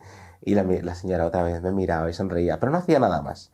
Y ya cuando se iba a bajar en su parada, se levantó y antes de bajarse se acercó a mí y me dijo, quiero que sepas que estás haciendo un muy buen trabajo y que te agradezco que lo hagas. Que le di las gracias y ella se bajó y se fue. Y para mí fue tan bonito, tan reconfortante ese momento de, ¡oh, qué guay! ¿No? Gracias. Y esto también es algo que me gusta, que al final es un contenido que, por lo que sea, lo consumen muchas poblaciones. No solamente adolescentes, no solamente adultos. No, lo consumen muchos tipos de poblaciones y extranjera más que todo. Es decir, Latinoamérica sobre todo es como está a full con el contenido que subo, lo cual me sorprende en cierto modo porque sabemos que en Latinoamérica hay un bagaje psicoanalítico bastante potente, pero me interesa, me gusta cómo se están volcando, cómo hay un enfoque de repente que está como transicionando hacia otra cosa o hacia la búsqueda de otro tipo de explicaciones del comportamiento humano. Sí, también es cierto que como tú lo haces un poco, como a mí me gusta muchas veces decir, y es lo que a veces hemos intentado hacer en Engrama, aunque no sea con la divulgación directamente en Instagram, pero lo haces muy caballo de Troya, en el sentido de que les estás metiendo una visión funcional de todos los problemas psicológicos y esas explicaciones, pero lo estás haciendo de una manera más civilina, más que no es tan directa, tan fría, tan tajante. Entonces, bueno, perfectamente pueden no saber realmente desde qué enfoque te mueves, pero empezar a abrazar todo eso, ¿no? Totalmente. Me gusta lo de civilino porque una de mis colegas de Implica, que es una de mis mejores amigas, me dijo el otro día, estábamos hablando de ¿qué animal me pondrías? La típica pregunta chorra, y me dijo, pues tú serías una serpiente. Yo me quedé loco. Digo, o sea, de todos los animales, ¿me pones una serpiente? O sea, no me sentí ofendido ni nada por el estilo, pero me quedé con la duda de por qué me colocó una serpiente. Y no le preguntaste.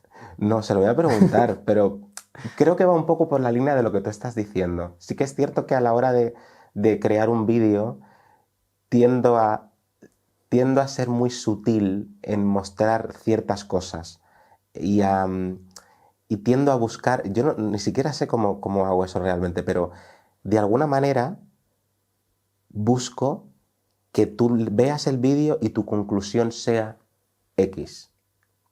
Sin yo darte la conclusión, te guío hacia determinados escenarios para que tú llegues a la conclusión X. Y es como, al final eso es un poco pues sibilino, sí, desde luego. A mí sí me cuadra que te pueda identificar una serpiente en el sentido de que ahora que describes todo esto, yo sí puedo sentir como tu divulgación como un poco así un movimiento sinuoso, ¿no? Y que luego, ¡pa! Y te deja ahí pensando, te lanza algún tipo de pregunta o te deja impactado con alguna escena. Entonces sí me cuadra. Y yo ahora quiero preguntarte qué animal sería yo. Pues es que yo te veo tan león. León. Sí. Te veo... Pero Simba, Scar... No, eres más de los buenos. Yo te veo bueno. Te veo bueno. Ya estamos entrando ya en las categorías. Te veo Simba. Mufasa. No, pero, o sea, tienes algo de león, pero también me viene otro, que es un animal que a mí me parece súper adorable y súper entrañable. Un koala. Koala. Sí, estás ahí entre los dos. A mí el animal que... Bueno, estas tonterías de animal favorito, ¿no?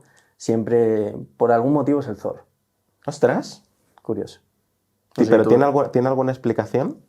Es que no encuentro un motivo concreto desde bien pequeño. Sí que, a ver, a mí de pequeñín, siempre me gustan muchísimos animales y me acuerdo de estar jugando con los típicos animales que tenía y me gustaban mucho los águilas, también por algún motivo. Además el águila típico de cabeza blanca, pero luego, en algún momento, empezaron a gustar los zorros.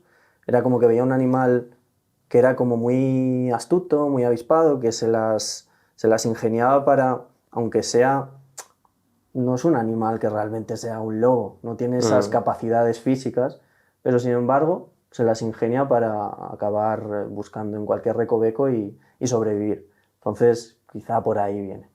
No sé si Me tú mola, tienes me alguno mola. o... Pues mira, durante mucho tiempo, no me preguntes por qué, porque ni yo lo sé, pero durante mucho tiempo mi animal favorito ha sido el avestruz. Siempre, o sea, es que recuerdo que yo de pequeño fui al zoo y vi un avestruz y me quedé tan impactado. O sea, para mí era un animal Sí. precioso y todo el mundo me decía, es horrible el avestruz. O sea, es un animal muy feo. Pero yo lo veía hermoso por el cuello, por el Sí. color del cuello, por ese pico, por su comportamiento. O sea, es como que me llama la atención y me parece muy distinto. O sea, es muy peculiar ese animal. No sé. Sí. ¿Y alguna vez has pensado en abandonar las redes sociales? Porque has dicho que no tienes Sí. mucho hate, pero... Sí. Sí, lo he pensado. Sí, lo he pensado. De hecho, lo he pensado muchas veces. Creo que en cierto modo a las redes sociales me atan un poco mis valores. No por lo que las redes sociales son, sino por lo que quiero hacer yo de mis redes sociales. ¿No? Al final es como lo que se suele decir, el problema no es la piedra, sino lo que hagas con la piedra. Puedes construir una catedral o puedes apedrear a una persona y hacerle daño, ¿no?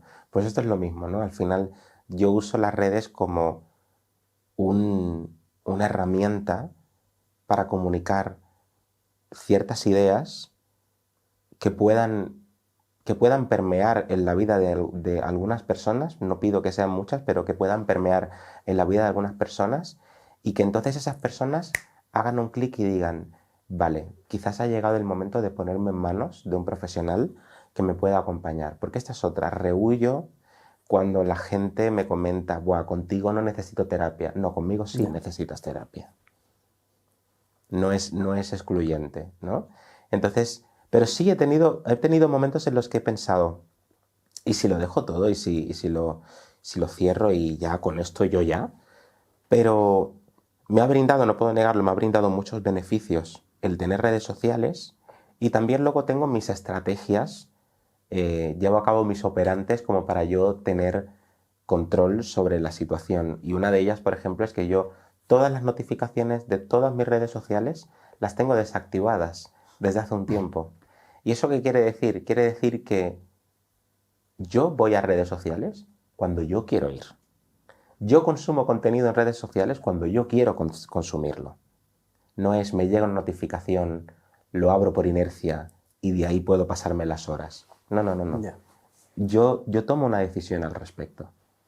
Me ha recordado, vamos, si lo haces de esa manera, que tiene que ser un momento, constantemente tus redes, tiene que ser como cuando yo de pequeño, de adolescente, tenía Twenty. Claro, en Twenty te metías en el ordenador y de repente, wow, tienes 15 mensajes privados, 38.000 etiquetas en fotos. Tal cual. Y en ese momento era ilusionante, pero para ti a lo mejor a veces es desbordante. Claro, es que, o sea, de hecho, es muy gracioso porque cuando colaboro con otro actor o otra actriz en un episodio, siempre les pongo en preaviso de puede ocurrir esto, no es algo seguro, pero te puede pasar esto. Lo digo porque al principio con mi pareja, que fue con quien hice uno de los episodios, él no se lo esperaba para nada y de repente rodamos el episodio, lo subimos a redes y su teléfono petó. Su teléfono petó. Y mi pareja también petó un poco. Se quedó como, ¿qué hago? ¿Qué hago con esto? Y digo, lo entiendo, si quieres desactiva las notificaciones, si no, pues ve gestionándolo poquito a poco como puedas. Pero yo sí que hubo un momento, de hecho al poco tiempo del boom, que yo me di cuenta de, yo no puedo estar pendiente de todos los mensajes, todos los comentarios, todos los mensajes privados, solicitando información para empezar terapia conmigo, porque esto es una de las cosas que me frustra, si te soy sincero, y es que yo no puedo ayudar a todo el mundo. No puedo. Y hay personas en el camino que van a intentar acceder a mí y por lo que sea no van a poder, o no leo su mensaje, o se pierde su mensaje entre los tropecientos, y a mí eso me frustra mogollón. Pero sí que trato por todos los medios cuando eso pasa de si no me puedo ocupar, entonces hablar con esa persona, dejarle un breve mensaje diciéndole ahora mismo no puedo, pero te puedo derivar a profesionales que conozco de mi total confianza, de mi mismo enfoque, que te pueden guiar y te pueden acompañar en esto, ¿no? Pero son tantos fuegos que yo creo que lo mejor que pude hacer fue eso, desactivar las notificaciones y darme cuenta sobre todo de que existe vida más allá de esa pantallita. Y cuando se me olvida, ¿sabes lo que hago? Veo Black Mirror. Cuando se me olvidan estas cosas, vuelvo a ver Black Mirror. O tengo una conversación con mi madre, que mi madre es experta en bajarme a la tierra y en recordarme, escúchame, porque mi madre es así, mi madre es como, escúchame, no eres nadie, ¿vale? O sea, eres uno más, que sí que lo haces muy bonito, todo muy bien, pero te relajas, ¿no? Afortunadamente no considero que nunca se me haya subido la fama a la cabeza ni nada por el estilo, pero inevitablemente sí que es cierto que mi vida cambia, la vida de una persona cambia cuando ocurren estas cosas y ya te expresas de una manera distinta, te comportas de una manera distinta tanto con las redes como con tu entorno. Me he llevado también algún que otro chasco cuando muchas personas accedían a mí, personas que conocía de antes, pero personas que acceden a mí ya bajo el punto de tengo dudas existenciales, resuélvemelas. Yeah. Y ahí me percibía y me percibo a veces un poco instrumentalizado, ¿no? Como, no, o sea, te estoy brindando algo que quizás te pueda ser de ayuda, pero no me tengas como yo qué sé, como una cosa, como un objeto que tú puedes usar a tu conveniencia. Tampoco... Y con respecto a esa instrumentalización, te quería preguntar también que si has percibido que mucha gente se ha acercado a aprovecharse. Ya no digo, pues por ejemplo, nosotros ahora mismo que te hemos pedido hacer un podcast, pero que haya un interés un poco rastrero, ruin. ¿Has notado mucho eso o la mayoría de veces han sido colaboraciones o intereses más...? A ver, colaboraciones me han llegado de mucho tipo, pero hago un buen filtro. ¿Por qué? Porque me han llegado muchas cosas y me han propuesto cosas con mucho dinero sobre la mesa que he descartado porque no se ajustan a mi ética, no se ajustan a lo que yo quiero dar a ver y por supuesto no se ajustan a lo que yo considero salud mental. Es decir, yo no puedo colaborar para, yo qué sé, para una campaña de juegos en los que tengas que invertir dinero o monedas. No puedo hacer eso. ¿Te ha No puedo llegado ni quiero. eso en Sí, sí, concreto? sí. Es que me parece, no sé, que quien ha tirado ese dardo buscando, no sé, gente, influencers, youtubers, lo que estuviera buscando en ese concreto, no sé, no sabe que estás dedicado a la salud mental. Como, bueno, parece un poco extraño, ¿sabes? Es extraño, pero ¿sabes qué pasa? Lo que pasa, Marcos, es que a veces sí cuela, a veces las personas sí acceden a esas propuestas. Sí, pero es cierto que no me imagino cómo... ¿Qué harías? O sea, ¿qué haces? ¿Una story, un vídeo? No sé, me Pues parece muy complicado. tal cual promocionándolo. Oye, ¿sabéis que no sé qué, no sé cuántos, que existe Ya. esto? Y es como... Por poder, claro que podría hacerlo, pero es que no quiero, es que me niego profundamente a caer en esa trampa, ¿no? Y al final o sea, es muy apetitoso esto, porque son muchas Claro. propuestas sobre la mesa, es dinero, es la garantía de que a lo mejor no tengas que desvivirte en la terapia y a lo mejor te puedas conformar con la mitad de pacientes si tú quieres, teniendo este respaldo económico, pero no va en línea con lo que tú quieres expresar. Pero entiendo que a lo mejor alguna colaboración con marcas sí que has llegado a hacer. Sí, eso sí. ¿Y qué líneas rojas tú tienes a la hora de decir, por aquí no paso? Pues líneas rojas. Pues una es esta, el tema de los juegos. Otra es... A ver cómo puedo explicarlo. Creo que... O sea, puedo llegar a hacer cosas con las que no esté del todo de acuerdo, pero yo qué sé, por ejemplo, hice uno que era de un producto no sé si era como para limpiar los puntos negros en la cara o algo así, que vale ok, pero hasta ahí. O sea, luego hay otro nivel de estética en el que ya no, Ya. porque ya puede tener una serie de connotaciones que puede salirme mal la jugada y no quiero hacer eso. Entonces es como que todo lo que tenga que ver con cosméticos que puedan dar lugar a entender que con ese producto vas a ser mejor. Yo te diría que casi todo lo que te pueda dar a entender que con eso vas a ser mejor. Y ahora que estás centrado en una divulgación sobre todo de casos, como estabas diciendo, ¿no? Que colaboras con actores, con actrices y hacéis una representación de diferentes situaciones cotidianas, ¿cómo preparáis eso? Porque yo he llegado a ver algún vídeo que tienes donde tenéis el guión, os reunís, o sea, es literalmente una grabación profesional. Sí, sí, dedicamos muchas horas. Por un lado, yo primero creo el guión, que ya me lleva de por sí, ya lleva de por sí un temita, porque yo en muchas cosas no, pero a la hora de grabar algo me vuelvo insoportable. O sea, insoportable.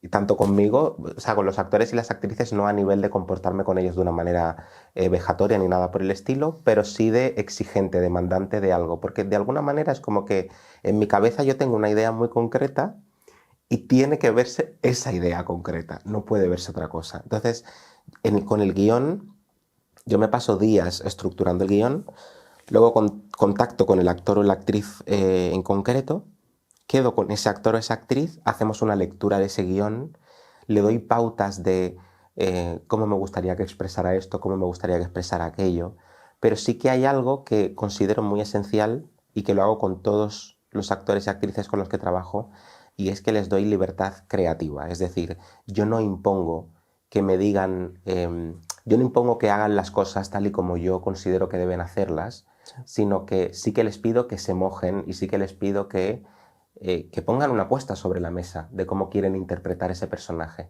Y si se ajusta a las características del caso, fenomenal, pa'lante.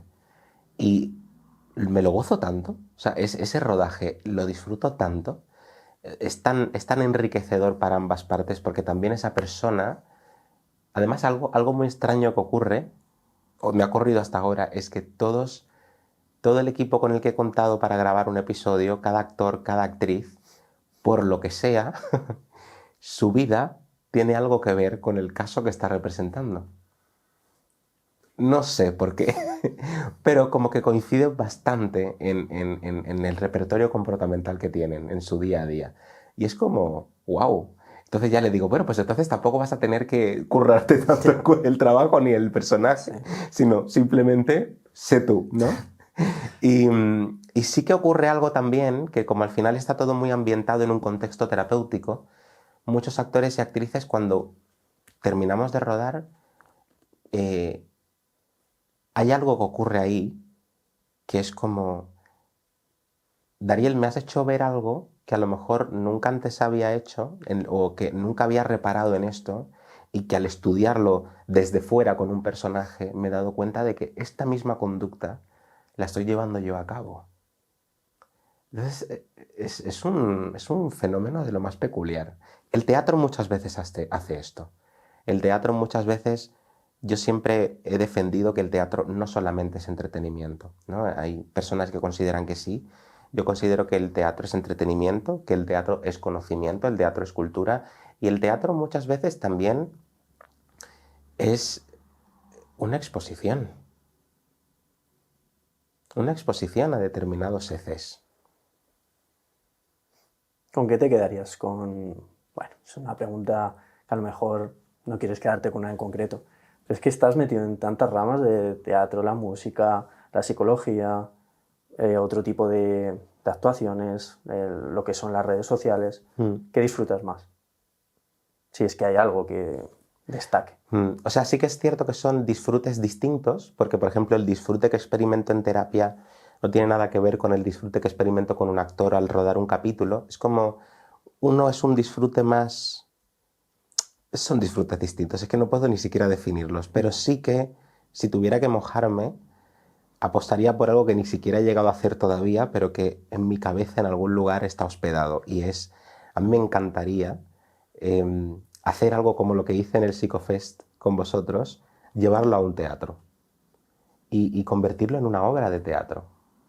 Que realmente la gente tuviera la oportunidad de exponerse a sí mismas a situaciones viendo otros personajes y decir, wow, esto es lo que me está pasando.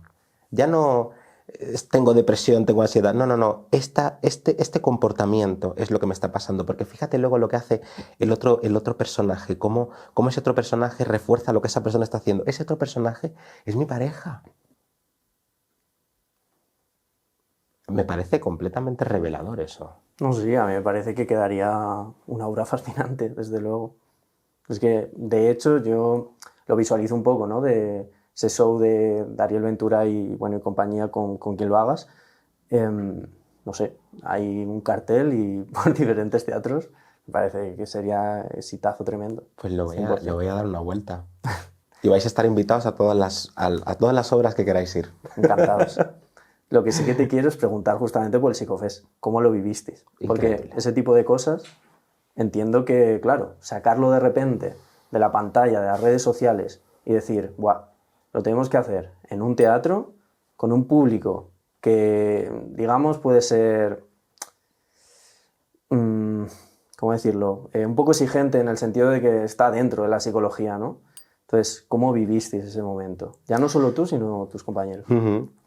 Yo te puedo decir que yo, en primer lugar, te quiero dar las gracias a ti y a todo el equipo por haberme permitido apostar por eso, porque soy consciente de que era una propuesta cuanto poco peculiar, ¿no? de visibilizar algo.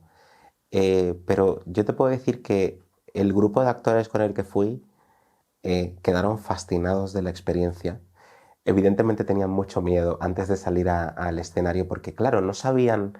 Yo les había hablado de que el público que iba a ver eran todos pues psicólogos, analistas de conducta que estaban ahí con un papel más de adquirir conocimientos, una variable divulgativa, etc. Pero aún así ellos bañaron en la incertidumbre, ¿no? Es como, vale, pero no se ajusta al tipo de espectador que solemos tener. El tipo de espectador que solemos tener es un espectador que va premeditadamente a disfrutar de una pieza de obra y también ya sabe lo que va a ver. Y iban un poquito con miedo, pero después de esa experiencia me hablaron de lo mucho que les resultó agradable para ellos, de lo mucho que aprendieron, de lo bien que se sintieron arropados por todo vuestro equipo. Y, y creo que, de hecho, o sea, habíamos tenido muchos ensayos previos a la propia actuación, pero creo que en la actuación se soltaron la melena de una manera que a mí me impresionó muchísimo. Hicieron cosas que no estaban previstas y que no habíamos ensayado. Pero esto es algo que tienen los actores y que a mí me parece fascinante. Un actor, claro, es que al final todo acaba en lo mismo.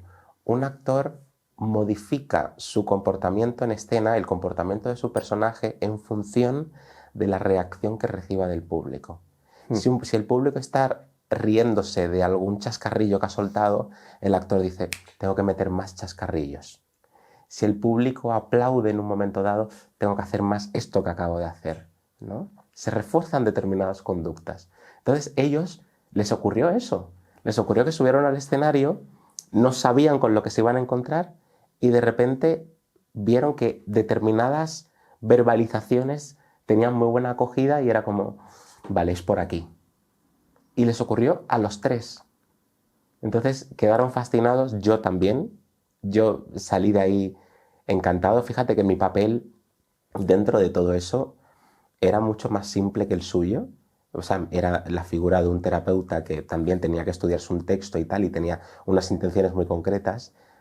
Pero sí que quise apostar por colocar sobre unas tablas, sobre un escenario, el día a día que te puedes encontrar en terapia y también introducirle un toque de humor a todo esto, ¿no? Porque, a ver, nuestra ciencia es una ciencia seria y se tiene que tratar con seriedad, pero también a veces hay que introducirle un poquito de humor y un poquito de chascarrillo a ciertas cosas que ocurren en el día a día, ¿no? Como cuando sale Marta, la que hace de este personaje que piensa que tiene TLP y que además su pareja no tiene responsabilidad afectiva. Y al final ahí hay muchos gags, hay muchos momentos de un humor que se entrevé ahí en esa escena, sí. Y que todo el público lo entendió en el minuto 1. Y yo me lo gocé, yo me lo pasé fenomenal. Creo que tuvo buena acogida, ahora me lo confirmarás tú, pero yo creo que al público le gustó, a la gente que fue le gustó. Y de hecho tengo planes futuros. ¿Vas a montar un psicofest? Sí, nosotros. ¿Cómo? ¿Vas a montar un psicofest distinto? No, tengo planes futuros en los que estáis vosotros de por medio. Me suena. Sí que, vamos, por nuestra parte, el feedback que recibimos y cómo lo vivimos nosotros mismos fue espectacular, porque era muy rompedor con todo, ¿no? Eso sí que es esa parte que nosotros siempre queremos de, venga, vale, vamos a hacer un congreso, vamos a hacerlo serio, riguroso, pero vamos a meterle también esa parte más distendida, más festival, que al mismo tiempo está aportando mucho, porque encima esos roleplays, bueno, es espectacular. A mí, según estabas contando toda la situación, te prometo que me volvía la sensación que tuve ese día y se me ponía la piel de gallina, pues yo en esos momentos dije, hostia, ¿esto qué ha sido? Esto, no sé, a mí me dejó impactado. Y por supuesto, pues nosotros queremos que vuelvas. Y no sé si vas a estar en el próximo Psicofest o... O sea, ¿quieres que lo diga? ¿Quieres? Yo sí, o sea, yo encantado. Sí quiero estar en el próximo Psicofest y también pues apostar por algo también interesante y en la medida de lo posible rompedor también. Vale, pues nos veremos allí. Sí que es cierto que aún no hemos lanzado nada oficial, pero yo creo que a lo mejor para cuando salga este podcast puede ser que sí. En ese caso, no sé si estarán las entradas a la venta o no, pero si eso ya lo indicaremos por algún lado. Y si no, pues bueno, pues tendrán que esperar. Pero Tal cual. Nosotros nos veremos por allí. Y sí que con esto ya quiero ir cerrando. Yo creo que hemos hecho un buen repaso por tu trayectoria, por tu vida, por cuestiones relacionadas con la divulgación y la psicología, aparte de todo el mundo del arte. Simplemente, pues bueno, esto es un poco comprometido, pero como solemos hacer muchas veces, ahora la cámara es tuya y si quieres lanzar algún tipo de mensaje a la población general, a quien escuche, a los profesionales de la psicología, a quien quieras. Vale. ¿Cuál de las dos? Esa. Ok. Vale. Hostia, qué comprometido esto. Yo diría que quiero lanzar un mensaje en esta ocasión. A veces lanzo mensajes a otras poblaciones, pero en esta ocasión quiero lanzar un mensaje a los que recién ahora mismo o dentro de poco se estén estrenando como psicólogos, psicólogas, porque como he estado ahí, como muchos hemos estado ahí, y nos hemos sentido muy vulnerables, nadando en la incertidumbre, no sabiendo muy bien qué botón apretar, qué va a funcionar, qué no. Yo recomiendo que primero que haya mucha lectura. A mí los libros me han aportado muchísimo conocimiento a nivel teórico, que me parece esencial para poder luego entender y contextualizar determinados casos que vais a recibir en el contexto clínico. Pero también el hecho de que os nutráis a base de experiencias como puede ser el Psicofest, como puede ser una charla con un colega, con tu mejor amigo, con tu pareja, con quien sea, y no dejar de tener dudas en cuanto a el cómo has intervenido. Es decir, si tienes una sesión de puta madre con un paciente o una paciente y dices, jo, qué bien lo he hecho hoy, está genial que tengas esa sensación, pero sigue albergando un poquito la duda de, ¿vale?, ¿qué podría haber mejorado? ¿O qué variables no he atendido lo suficiente en este momento? Porque al final estamos trabajando nosotros como terapeutas con sensaciones muy subjetivas en nosotros mismos y no tanto con lo que le ocurre al consultante. Entonces, siempre en la medida de lo posible, mantener la cautela, mantener la precaución en las intervenciones, no intervenir porque sí, porque esa es otra, no buscar un conglomerado de herramientas para ver cuál de ellas va a funcionar con el caso que tenéis justo enfrente, sino simplemente ser conscientes de que tiene una explicación y de que para que haya una explicación pues tiene que verse el esqueleto. Y ese esqueleto, bajo mi punto de vista, pues ese es el análisis funcional. Y a partir de ahí ya podemos hablar de técnicas, de intervenciones, de estrategias que se ajusten a esa función que está cumpliendo la conducta de vuestro consultante. Eso es lo que diría. Pues con esto cerramos. Muchas gracias, David. Gracias a vosotros por esta invitación. Me ha encantado. Gracias por ver este vídeo, os dejamos por aquí un enlace a nuestra última formación y por aquí algunos vídeos que os pueden resultar de interés. Si estáis buscando ayuda psicológica, también podéis mirar en la descripción del vídeo donde encontraréis nuestra web y podréis solicitar asistencia terapéutica de un profesional confiable y que os ofrecerá ayuda psicológica basada en evidencia científica.